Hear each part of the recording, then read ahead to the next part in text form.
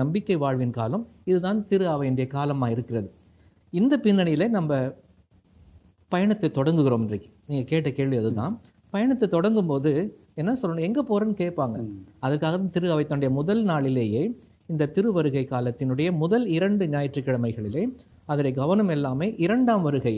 அதனால் முதல்ல மறந்துட்டோம், எடுத்த உடனே கடைசிக்கு போயிட்டோம்னாக்கா அதுதான் சரியான அணுகுமுறை கூட. ஏனென்றால் அப்பொழுது தான் நான் எதை நோக்கி நான் பயணிக்க வேண்டும், எதற்காக நான் வாழ வேண்டும், நான் செய்வதை அத்தனையும் அதை நோக்கியதாக செய்யப்பட வேண்டும், அமைத்து கொள்ள வேண்டும் என்பதற்காகத்தான் இலக்கை முன்வைத்து அதை நோக்கிய பயணமாக நம்முடைய நம்பிக்கை வாழ்வை அமைப்பதாக இந்த 2 வாரங்கள் நமக்கு அமைகின்றன.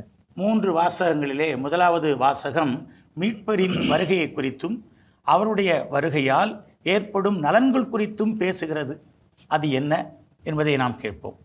முதல் வாசகம் இயேசுவுடைய